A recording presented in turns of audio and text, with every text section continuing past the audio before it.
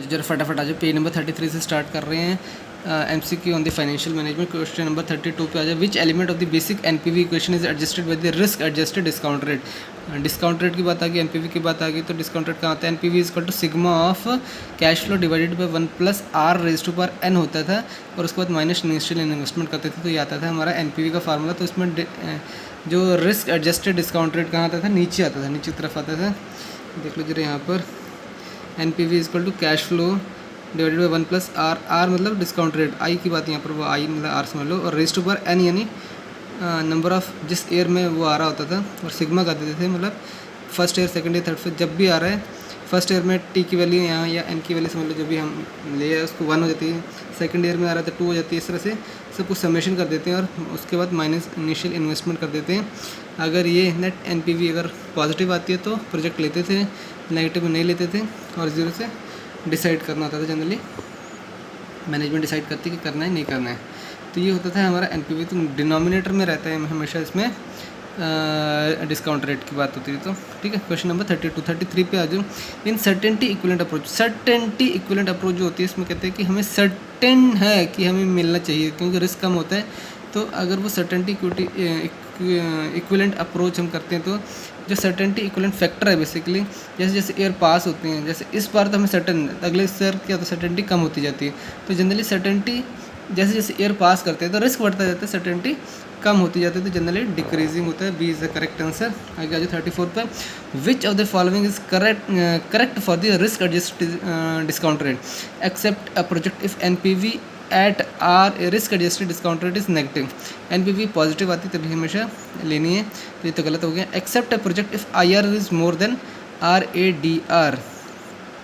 IR सबसे ऊपर हमें होता है रिस्क एडजस्टेड डिस्काउंट रेट, ठीक है, तो IR सबसे ज़्यादा होना चाहिए। तो IR is more than RADR is more then, ठीक है, उल्टा हो रहा है, ठीक है। तो मतलब accept if RADR is more than IR, तो ये गलत हो गया। अभी थर्ड पे आ जाओ। RADR is overall cost of capital plus risk premium, ये बिल्कुल सही है। RADR का फार्मूला यही होता है, is equal to overall cost of the capital plus risk premium, ठीक है। तो ये होता है risk adjusted discount rate. Correct है, तो C is the correct answer, ठीक है। आगे आ जाओ 34 पर। In payback period approach to risk the target payback period is. Risk payback period जाता है मतलब कितने सालों में जो हम कैपिटल लगा रहे हैं वो हमारा रिटर्न आ जाएगा, ठीक है, इसका पेबैक आ जाएगा। तो वो हमारा क्या रहता है, वो हमारा ब्रेक इवन पॉइंट रहता है, मतलब किस पेबैक पूरा हो जाएगा, मतलब हमने कैपिटल लगाया है, हमें इनकम आना शुरू हुआ है, जैसे 10,000 रुपये लगाए हैं हमने, या 10 रुपये लगाए हैं, हर साल 1-1 रुपये आ रहा है, तो 10 साल में वो हमारा पेबैक पीरियड हमारा 10 साल बन जाता है, ठीक है। तो in payback period approach the risk the target payback period is not adjusted upward, adjusted downward, इधर बी और सी। तो जिसका सही आंसर है वो है आंसर सी, यानी एडजस्टेड डाउनवर्ड। पेबैक पीरियड में जो टारगेट पेबैक पीरियड है वो एडजस्टेड होता है डाउनवर्ड, डाउन द लाइन, ठीक है, याद रहेगा। पेबैक पीरियड में रिस्क जो होता है डाउन द लाइन एडजस्ट किया जाता है, एडजस्टेड डाउनवर्ड, ठीक है। अगला क्वेश्चन आ जाओ फटाफट।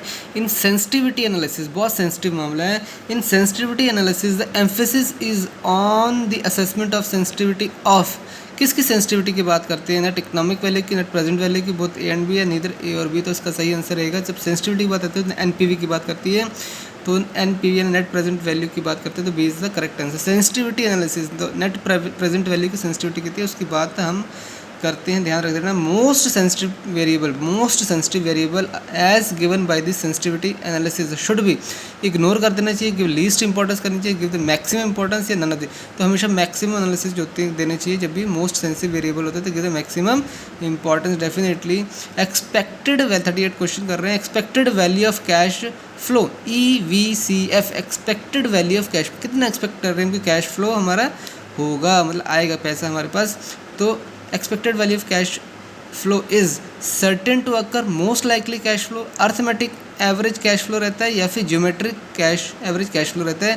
तो हमेशा ध्यान रखना, ये हम अंदाजे से चलते हैं, ठीक है, सर्टेन कभी भी नहीं होता है। एक्सपेक्टेड मतलब ये हो सकता है, मोस्ट लाइकली तो B is the correct answer, most likely होता है। एक्सपेक्टेड से ही समझ में आ रहा है तुम्हें कि मोस्ट लाइकली होना चाहिए, एक्सपेक्टेड सर्टेन कभी नहीं होता, एक्सपेक्टेड मतलब मोस्ट लाइकली।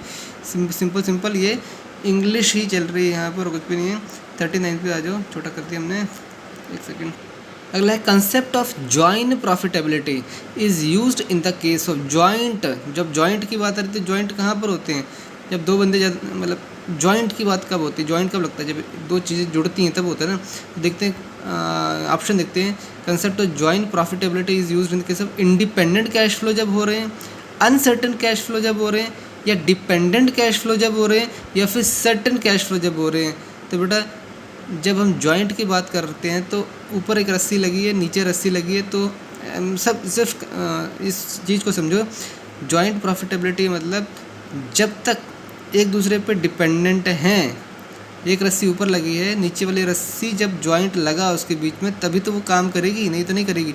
तो डिपेंडेंट कैश फ्लो होते हैं, ठीक है। जब जॉइंट लगता है तो इसका मतलब एक के ऊपर दूसरा डिपेंड कर रहा है, जॉइंट लगा है। जॉइंट प्रॉफिटेबिलिटी तभी होगी जब एक दूसरे पर डिपेंड करेंगे। डिपेंडेंट कैश फ्लो की बात होती है, इंडिपेंडेंट नहीं होता है। इस बात से याद कर लो कंसेप्ट ऑफ जॉइंट। जॉइंट लगा, एक रस्सी ऊपर है, एक रस्सी नीचे है, ठीक है। दोनों को कुछ ना कुछ मिलना चाहिए। जॉइंट बीच में लगा है तो प्रॉफिटेबिलिटी तभी है। प्रॉफिटेबिलिटी मतलब समझ लो ऊपर से नीचे तक कुछ फ्लो करना है, या नीचे से ऊपर तक पानी जाना है, मतलब समझ लो कुछ भी नीचे से ऊपर तक कुछ जाना है, किसको जाना है। तो जॉइंट जब लगा है तभी दोनों से पास होकर वो उनको मिलेगा, ठीक है। तो ये डिपेंडेंट कैश फ्लो की बात आ जाती है। कंसेप्ट ऑफ जॉइंट प्रॉफिटेबिलिटी की बात आती है। इसका सही आंसर है सी, डिपेंडेंट कैश फ्लो। 40 पे आते हो, डिसीजन ट्री अप्रोच।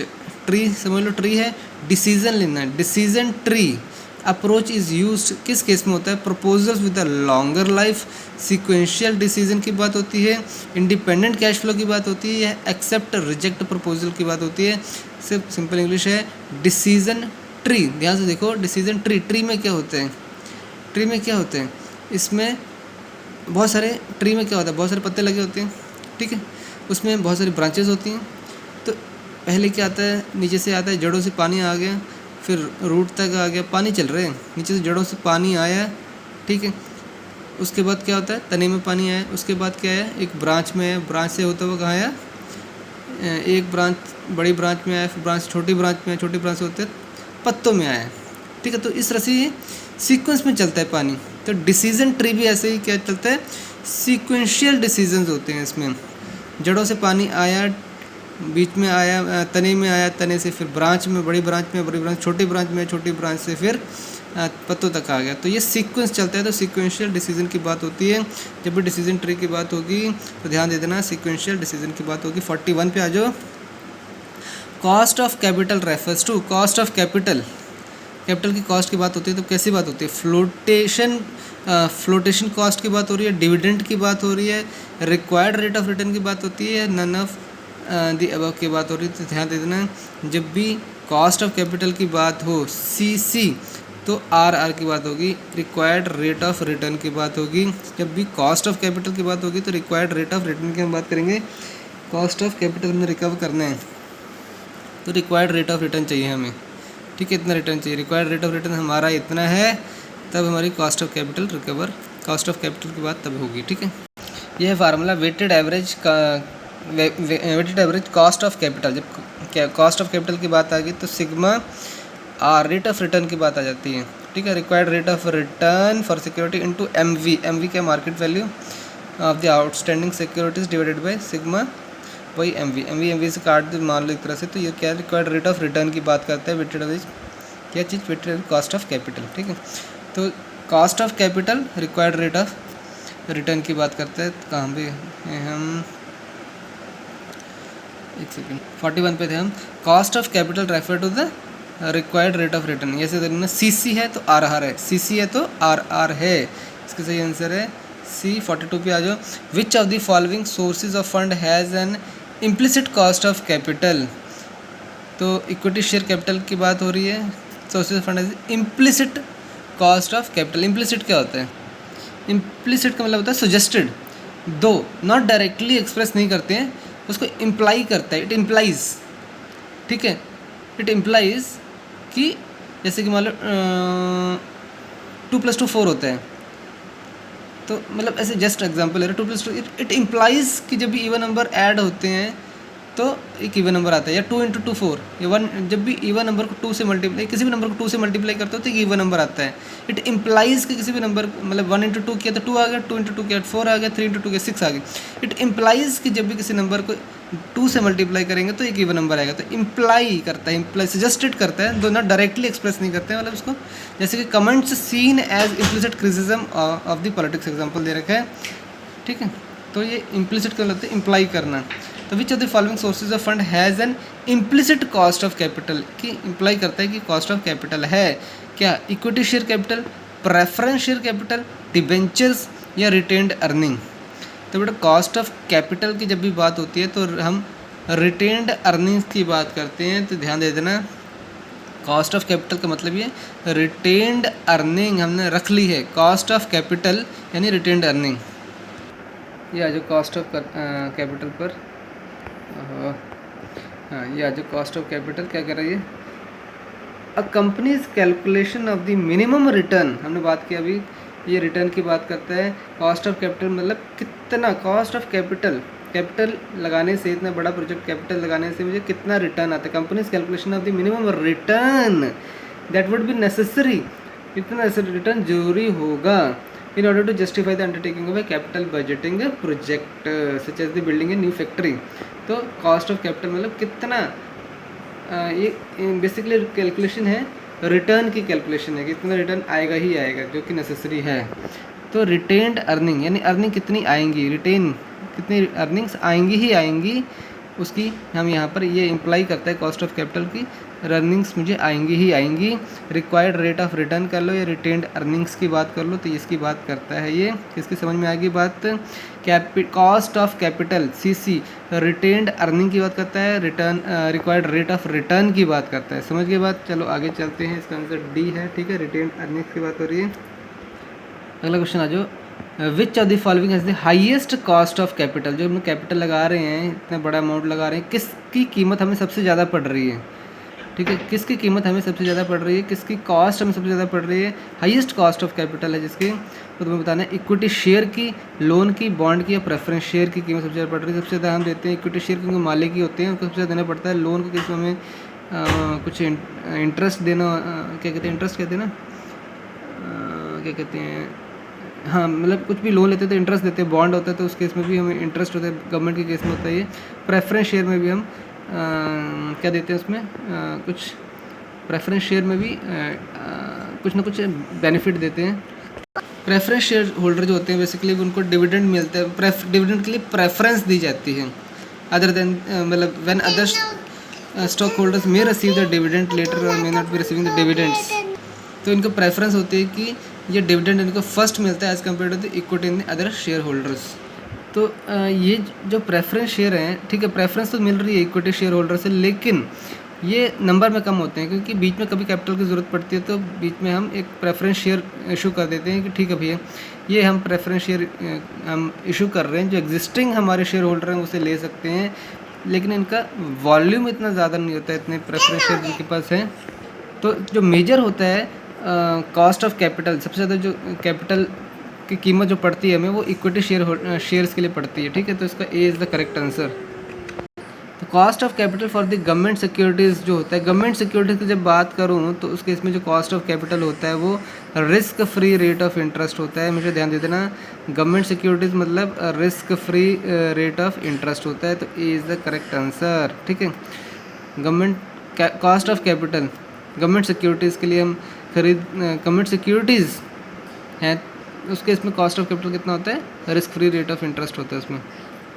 ये देखो, cost of capital for the government securities is also known as, इसका सही आंसर है A, the risk free rate of return of an investment with zero risk. Cost of capital for the government securities is generally consider as the risk free rate of interest, ठीक है। क्योंकि government securities मतलब government को भी पैसे चाहिए होते हैं डे टू डे काम करने के लिए, तो वो क्या करती है कि फ़ंड रेज करती है। कैसे करती है, फंड रेज करती है, वो मार्केट में पैसा लगाती है, ठीक है, और बॉन्ड वगैरह मतलब सिक्योरिटीज़ बॉन्ड इशू कर देती है, ये देखो, government securities in India are sovereign bonds issued by the Indian government to raise the capital from the market, ठीक है। Since these bonds are backed by the government, government कह रही है कि हाँ हम देंगे, गवर्नमेंट के पास पूरा पैसा उसी ने कलेक्ट करना है, सब टैक्सेस आ रहे हैं, सब आ रहे हैं, जीएसटी हो गया, अपना इनकम टैक्स हो गया, सब गवर्नमेंट के पास पैसा दिया, consider risk free, but unlike the equalities government bonds have tenure and don't allow investors to redeem before the lock in period. हाँ, इसमें ध्यान देना कि गवर्नमेंट सिक्योरिटी जो भी होती है उसमें लॉक इन पीरियड रहता है, उससे पहले आप उसे रिडीम नहीं कर सकते। Cost of capital for the government securities also known as risk free rate of interest, ठीक है, रिस्क फ्री रहता है, आपको रिटर्न रेट ऑफ इंटरेस्ट जो मिलेगा वो रिस्क फ्री होगा, आपको मिलेगा ही मिलेगा, इतना आपने बोल दिया। तो 45 का जो cost of capital for the bonds and debentures is calculated on, bonds and debenture पर जो कॉस्ट ऑफ कैपिटल कैसे कैलकुलेट, बिफोर टैक्स करते हैं, आफ्टर टैक्स, या risk free rate of interest basis, या फिर नन ऑफ द अबव है। तो उसका सही आंसर होगा जब बॉन्ड्स एंड डिबेंचर्स की कॉस्ट ऑफ कैपिटल होती है तो वो आफ्टर टैक्स बेसिस पर होती है, मुझे ध्यान दे देना, आफ्टर टैक्स बेसिस पर कॉस्ट ऑफ कैपिटल निकाली जाती है बॉन्ड्स एंड डिबेंचर के केस में, ठीक है। तो जब भी बॉन्ड्स और डिबेंचर्स क्या होते हैं, डेट ले रखे हैं, उधार ले रखा है, उसको हमने इंटरेस्ट पे करना होता है, ठीक है। तो जब भी उनको इंटरेस्ट देना है या बॉन्ड्स के केस में उनको इंटरेस्ट देना है तो वो आफ्टर टैक्स काट के जो बचता है वही देते हैं, ठीक है। टैक्स काटने के बाद जो नेट बचता है वो देते हैं। तो इसका जो सही आंसर है वो आ गया आफ्टर टैक्स बेसिस, 45 का बी आ गया। और हमने क्वेश्चन कौन सा पेज नंबर तक पहुंच गया, 35 नंबर पेज पर हैं क्वेश्चन, 35 नंबर पेज और 45 नंबर क्वेश्चन हमने कंप्लीट किया है। चलो आज यहीं वाइंड अप करेंगे।